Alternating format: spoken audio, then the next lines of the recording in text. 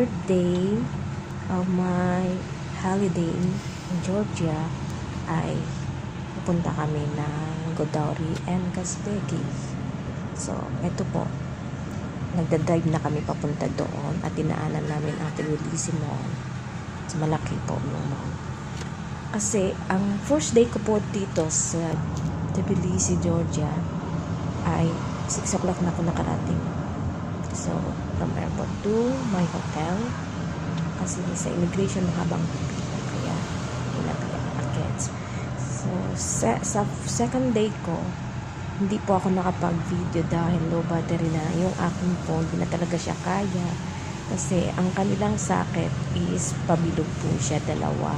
So, kailangan ko maghanap noon. Nang sa ganun ay makapag-charge ako ng aking phone. So, ayan. Mahaba po yung nilakbay namin from city of Tbilisi to Godauri. And dito po, dumating na kami sa isang place, parang lake. So, foggy po siya. Ganyan po talaga siya. Madilim, foggy.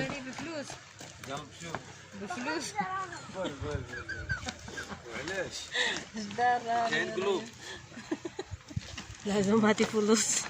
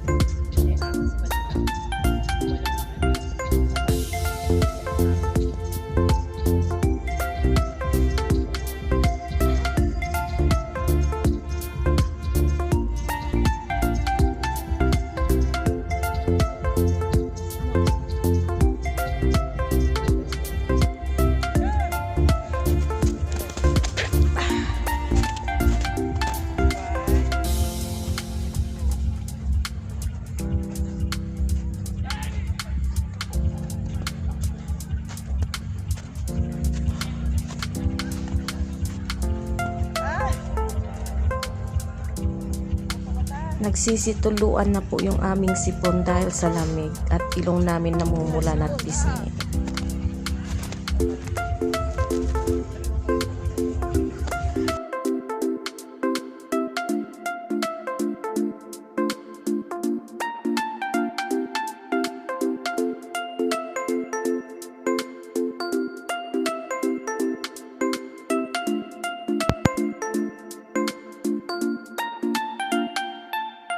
Grabe, puting-puti po yung yung snow. Mas maputi pa sa pisngi. So, ayan po. Nawawala yung sound kasi sinasaksak ko kasi yung ano ng cord itong selfie stick ko. Binibidyohan ko na yung aking sarili kasi busy po yung mga kasama ko at nakakahiya naman mag-utos. At dito naman sinasabi ko na pabalik na kami doon sa sasakyan dahil pupunta pa kami ng Casbequi. Dahil anong oras na late kasi ang aming sundo. Yun po ang sinasabi ko dito.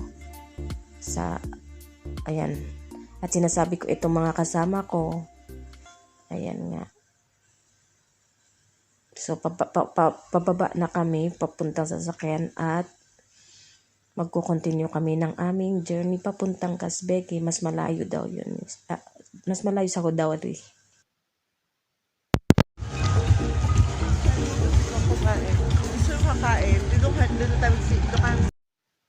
So, ayan, yung mga kasama ko, nag-iisip kung saan kakain. Tapos may nakita akong hotdog. Sabi ko, doon na lang. Pero naisip ko na Muslim pala ako.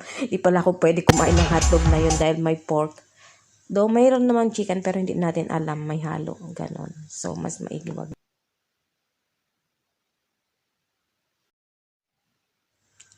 Ayan. Finally, pauwi na kami. Papunta na kami ng Casbequi. Happy Yern. So, hindi na kami sumakay ng mga kung ano-ano na dyan dahil hinahabol kasi namin yung oras.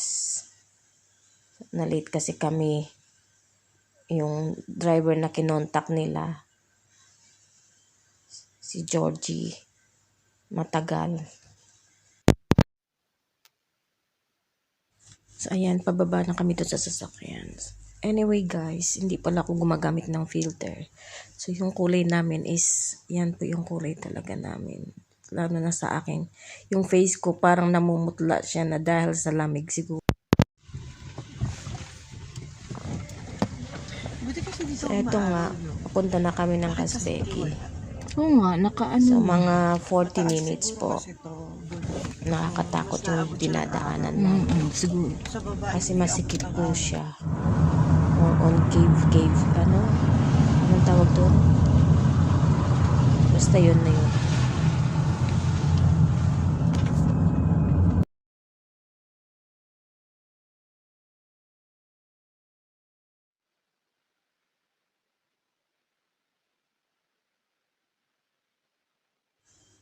So, nandito po kami sa Casbequi, dyan sa baba.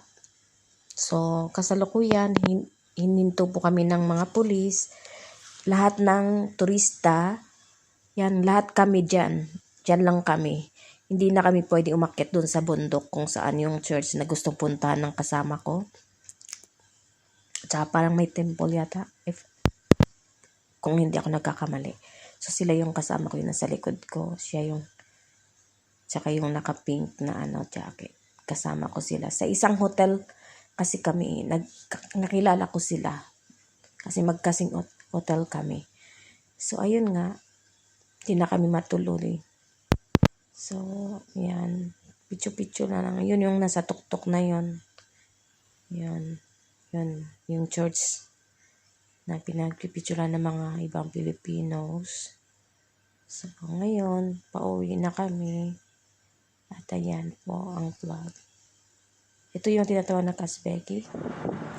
Pauwi na kami. Hindi kami bumaba dyan kasi malalim na, maano yung snow. Yung shoes kasi namin hindi pang snow na boots. Ako naka-rubber shoes lang. Pati yung kasama ko. Tapos dito naman, kasalukuyang umuulan ng snow. Ayan, nag-snow po siya. Dito sa dinadaanan namin. Hindi po kami pwede bumaba dahil pang-pang po yan. So,